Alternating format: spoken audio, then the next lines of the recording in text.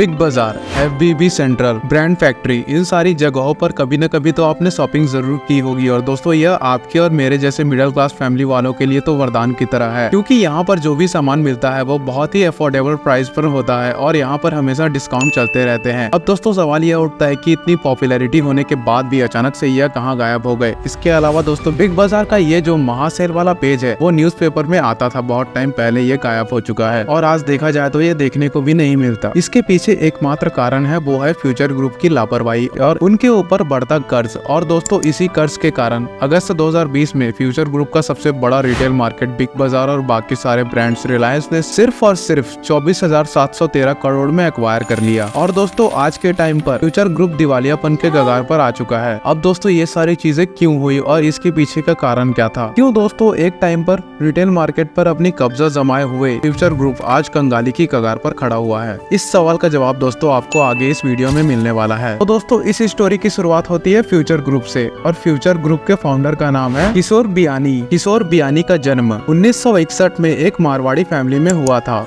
Schooling complete करने के बाद जब वह कॉलेज में आए तो कॉलेज के फाइनल ईयर में उन्होंने अपने फैमिली बिजनेस को ज्वाइन कर लिया। उनका फैमिली बिजनेस सिल्क मिल का था दोस्तों। उनकी मिल का नाम था दोस्तों बंसी सिल्क मिल। इसके अंदर वो सिल्क से कपड़े बनाया करते थे और दोस्तों अलग अलग शहरों में इसे बेचा करते थे बनाकर। दोस्तों उन्होंने अपने फैमिली बिजनेस को ज्वाइन तो कर लिया था लेकिन उसमें उनको कुछ ज्यादा इंटरेस्ट नहीं था और दोस्तों वह कुछ अलग करना चाहते थे। इसीलिए एक दिन वह अपने किसी फ्रेंड से मिले और उन्होंने देखा कि उनका फ्रेंड एक अलग कपड़े का ट्राउजर पहना हुआ था और वो ट्राउजर था दोस्तों स्टोन वॉश फैब्रिक का। तो दोस्तों कपड़े की क्वालिटी और स्पेशलिटी को कैसे पहचानना है ये हुनर तो उनको अपने फैमिली से विरासत में मिला हुआ था। तो दोस्तों वो तुरंत पहचान गए थे कि ये कपड़ा बहुत ही अच्छा है और अगर मैं इसको बल्क में मंगाकर यहाँ बेचता हूँ तो अच्छे खासे पैसे इससे मैं कमा सकता हूँ। तो उन्होंने वही किया दोस्तों और उस कपड़े को उन्होंने बल्क में मंगाया और उसके बाद आसपास में जो भी गारमेंट सेलर थे उनको वो कपड़ा बेच दिया और दोस्तों मात्र 6 महीने के अंदर उनको लाखों रुपए का प्रॉफिट हुआ था। ये उनकी जिंदगी का पहला प्रॉफिट था। इसकी वजह से उनका कॉन्फिडेंस बढ़ा और उनको लगा कि वह इंडिविजुअल बिजनेस भी कर सकते हैं और अपने बिजनेस को बहुत ज्यादा सक्सेसफुल बना सकते हैं। और दोस्तों इसके बाद उन्होंने एक कंपनी की शुरुआत की जिसका नाम रखा WBB, जिसका फुल फॉर्म होता है दोस्तों व्हाइट ब्लू ब्राउन। इसके अंदर दोस्तों वो मेंस ट्राउजर बेचा करते थे और दोस्तों मैं आपको बता दूं कि वो ट्राउजर खुद नहीं बनाया करते थे, वह इन्हें अलग अलग मिल से बनाकर लेते थे और दोस्तों अपने ब्रांड के नाम से मार्केट में बेचा करते थे। दोस्तों उस समय क्या हुआ करता था, जो कि बड़े बड़े ब्रांड थे वो अपने कपड़ों को एग्जीबिशन में रखा करते थे और वहाँ पर दोस्तों उनके कपड़े बहुत ज्यादा बिका करते थे। लेकिन दोस्तों किशोर बियानी के पास इतना ज्यादा पैसा नहीं था कि वो एग्जीबिशन का खर्च अफोर्ड कर सके, तो उन्हें समझ में नहीं आता कि वो करे तो क्या करे। तो दोस्तों उनके दिमाग में एक आइडिया आया कि क्यों ना वो अब एग्जीबिशन के बाहर अपनी शॉप लगाए कपड़ों की और इससे हो सकता है कि लोग उनके पास भी आकर बाहर कपड़े खरीदे। और दोस्तों लकीली ये बहुत ज्यादा सक्सेसफुल साबित भी हुआ, लोगों ने उनके कपड़े बहुत ही ज्यादा पसंद किए। तो दोस्तों यहाँ से शुरू होती है किशोर बियानी की राइजिंग स्टोरी। दोस्तों साल था 1987 का। किशोर बियानी ने एक और ब्रांड बनाया जिसका नाम रखा गया मेंस वियर प्राइवेट लिमिटेड। यह दोस्तों गारमेंट मैन्युफैक्चरिंग कंपनी थी, इससे भी उनको बहुत ज्यादा प्रॉफिट हुआ। दोस्तों आगे चलकर यह ब्रांड पेंटालून नाम से फेमस हुई। तो दोस्तों क्या आप जानते हैं पेंटालून्स का मतलब क्या होता है? पेंटालून्स नाम क्यों रखा गया? देखिए दोस्तों पेंटालून्स नाम इसलिए रखा गया क्योंकि ये जो कंपनी थी वो पतलून बनाया करती थी, तो पतलून से नाम आ गया पेंटालून। क्योंकि दोस्तों आपको पहले बता दिया गया था कि इसकी जो कंपनी है वो मेंस ट्राउजर बेचा करती थी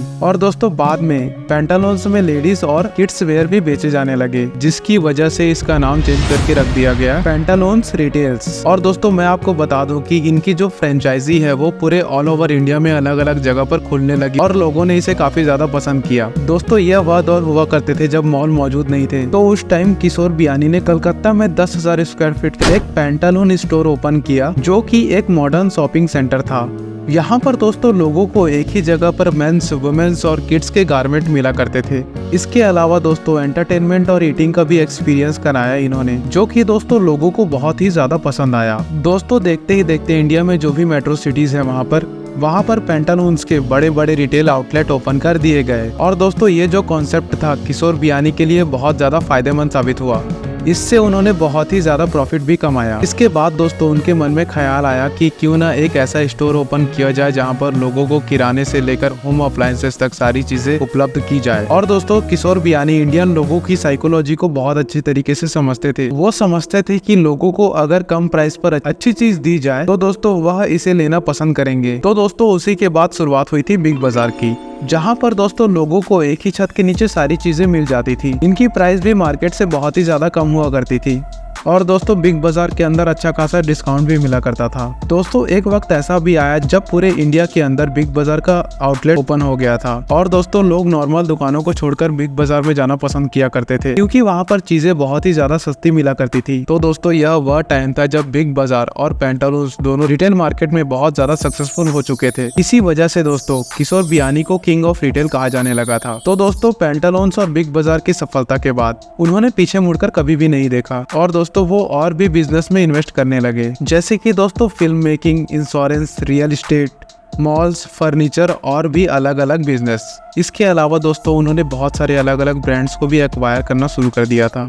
दोस्तों 2007 तक उनका बिजनेस बहुत ही ज़्यादा अच्छा खासा चल रहा था और उसी के बाद दोस्तों एंट्री होती है फ्लिपकार्ट, जिसके कारण लोगों को घर बैठे सामान मिलना शुरू हो गया। और दोस्तों किशोर बियानी कभी ये नहीं चाहते थे कि कोई भी उनके रिटेल मार्केट पर एंट्री करे, चाहे वो ऑनलाइन तरीके से हो या फिर ऑफलाइन तरीके से हो। तो दोस्तों उन्होंने भी एक वेबसाइट बनाई और उस वेबसाइट का नाम था futurebazaar.com। इस वेबसाइट का एकमात्र मकसद था कि लोग अपने घर बैठे बैठे शॉपिंग कर सके। लेकिन दोस्तों मैं आपको बता दूं कि 2007 के टाइम पर ऑनलाइन शॉपिंग का टाइम नहीं था, तो इस पर सेल बहुत कम आया करती थी। तो उनको प्रॉफिट तो नहीं हुआ दोस्तों, लेकिन एक साल के अंतर्गत 350 करोड़ का लॉस जरूर हो गया। दोस्तों उन्होंने ऑनलाइन प्लेटफॉर्म को बंद कर दिया। लेकिन दोस्तों असल में उनका जो डाउनफॉल शुरू हुआ वो हुआ 2008 के ग्लोबल इकोनॉमिक रिसेशन के दौरान, या यूँ कहे तो इसके कारण से। उस समय उन्होंने जो भी कर्जा लेकर अलग अलग बिजनेस या फिर अलग अलग ब्रांड्स में पैसा इन्वेस्ट किया था, उस कर्ज को वो चुका नहीं पा रहे थे और दोस्तों लगातार वो कर्जा बढ़ते जा रहा था। उसके बाद में उनको अपनी कंपनी का डीमर्जर करना पड़ा। मतलब दोस्तों उनके जितने भी ब्रांड्स थे उन सबको 4 ब्रांड्स के अंदर मिलाना पड़ा और वो चारों ब्रांड्स थे पेंटालून, बिग बाजार, फूड बाजार, सेंट्रल। दोस्तों 2012 आते आते फ्यूचर ग्रुप के ऊपर 8000 करोड़ से भी ज्यादा का कर्ज हो चुका था, जिसके कारण से दोस्तों उनको अपनी सबसे सक्सेसफुल कंपनी पेंटालून्स को आदित्य बिरला ग्रुप को 1600 करोड़ में बेचनी पड़ गई थी।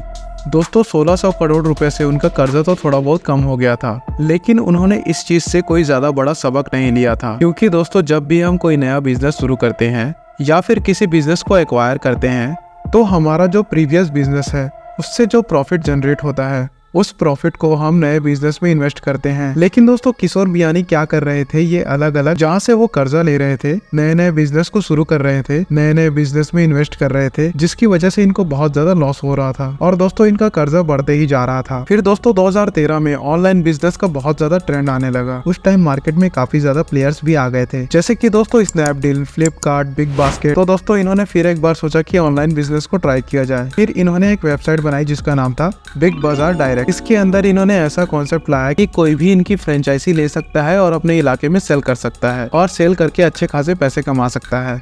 लेकिन दोस्तों इस चीज पर भी लोगों ने ज्यादा इंटरेस्ट नहीं दिखाया और दोस्तों यहाँ पर भी उनको बहुत अच्छा खासा लॉस हुआ। उसके बाद दोस्तों किशोर बियानी ने सोचा कि ऑनलाइन बिजनेस पे ज्यादा स्कोप है नहीं, उनको अपने ऑफलाइन बिजनेस पे ही ज्यादा फोकस करना चाहिए। उसके बाद में दोस्तों उन्होंने साउथ में अपना बिजनेस फैलाना शुरू कर दिया। 2014 में नीलगिरी ग्रोसरी चेन को खरीदा, जिसके लिए उन्होंने 300 करोड़ रुपए दिए। उसके बाद 2016 में दोस्तों उन्होंने इजी डे क्लब और हेरिटेज फ्रेश नाम की एक कंपनी को खरीदा और उसके बाद उन्होंने 2017 में 650 करोड़ रुपए देकर हाइपर सिटी को खरीदा और दोस्तों उसके बाद 2018 के अंदर ईजोन नाम की एक साउथ की फेमस इलेक्ट्रॉनिक कंपनी को एक्वायर कर लिया। दोस्तों मैं आपको एक चीज बताना चाहूंगा कि ये जितने भी बिजनेस एक्वायर किए गए और खरीदा गया, उनमें से जो भी पैसा दिया गया था उसमें एक भी रुपया किशोर बियानी के प्रॉफिट का पैसा नहीं था। सारा का सारा उन्होंने मार्केट से कर्जा लिया हुआ था और दोस्तों कर्जा लेकर ही उन्होंने खरीदा था, क्योंकि उन्होंने ये सोचा था कि फ्यूचर में ये सारी कंपनीज उनको अच्छा खासा प्रॉफिट करके देंगी। लेकिन उन्हें ये नहीं समझ आ रहा था कि इंडियन मार्केट का थोड़ा थोड़ा ट्रेंड चेंज हो रहा है। और अब दोस्तों 2016 में जियो आ चुका था और दोस्तों जियो आने के बाद इंटरनेट का रिवॉल्यूशन आया और लोग ऑनलाइन शॉपिंग करने लगे थे। लेकिन दोस्तों किशोर बियानी को ये लगता था कि ऑनलाइन शॉपिंग में ज्यादा स्कोप नहीं है, क्योंकि वो 2 बार ऑनलाइन में लॉस उठा चुके थे। तो दोस्तों उनको लगता था कि ऑफलाइन मार्केट पर ही फोकस करना चाहिए। वैसे दोस्तों वो अपने बिजनेस को कर्जा लेकर बढ़ाते जा रहे थे और भी ज्यादा बिजनेस को वो एक्वायर करते जा रहे थे और दोस्तों ऐसा करते करते 2019 का साल भी आ गया और दोस्तों उनके ऊपर 12,778 करोड़ रुपए का कर्जा हो गया। और दोस्तों उसके बाद में आ गया पेंडेमिक कोविड-19, जिसने और भी ज्यादा सिचुएशन को खराब कर दिया। मार्च 2020 से लेकर लेकर अप्रैल 2020 तक फ्यूचर ग्रुप का जो शेयर प्राइस था वो 80% तक गिर चुका था। और दोस्तों किशोर बियानी पर इतना ज्यादा कर्जा हो चुका था कि अपने कर्जे को चुकाने के लिए उनको अपने सबसे सक्सेसफुल कंपनी बिग बाजार को बेचने का फैसला लेना पड़ा था। फिर दोस्तों अगस्त 2020 में फ्यूचर ग्रुप ने अपने लॉजिस्टिक और वेयर हाउस से रिलेटेड वो सारे के सारे बिजनेस को 24,713 करोड़ रुपए में रिलायंस रिटेल को बेच दिए। पूरे ऑल ओवर इंडिया में फ्यूचर ग्रुप के 1800 से भी ज्यादा रिटेल स्टोर थे, उन सभी पर दोस्तों रिलायंस रिटेल का कब्जा हो गया। और दोस्तों मैं आपको बता दूं कि फ्यूचर ग्रुप की जो बैकबोन थी,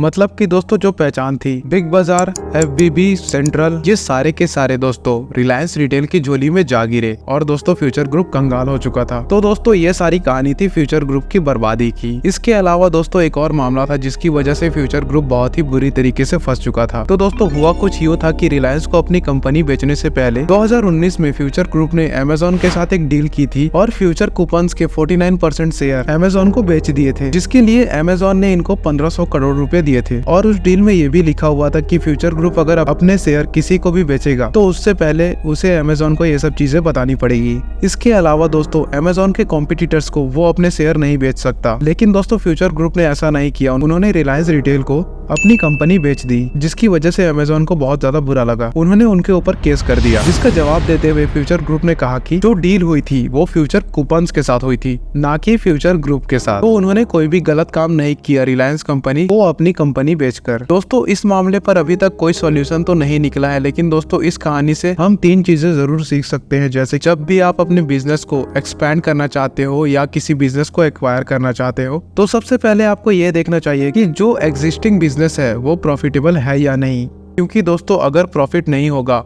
तो आप दूसरे बिजनेस में भी सरवाइव नहीं कर पाओगे। अगर ऐसी गलतियां आप करते हैं तो आपकी हालत भी ऐसी होगी जैसे कि किशोर बियानी की हुई थी। दूसरी दोस्तों मार्केट के ट्रेंड को समझना, जैसे कि किशोर बियानी ने मार्केट के ट्रेंड को नहीं समझा और उनका बिजनेस बहुत ही ज्यादा लॉस में चला गया था। तो दोस्तों हमेशा आपको मार्केट के ट्रेंड को समझना चाहिए और उसके हिसाब से डिसीजन लेना चाहिए। तीसरी और इम्पोर्टेंट थिंग, आपका ऑब्जर्वेशन पावर बहुत ही ज्यादा अच्छा होना चाहिए। आपको ये समझ में आना चाहिए कि कस्टमर के माइंड में क्या चल रहा है और वह क्या खरीदना चाहता है उस पर्टिकुलर टाइम पर, ताकि आप उसके हिसाब से अपने बिजनेस में डिसीजन ले पाए और अपने बिजनेस को आगे बढ़ा सके। धन्यवाद।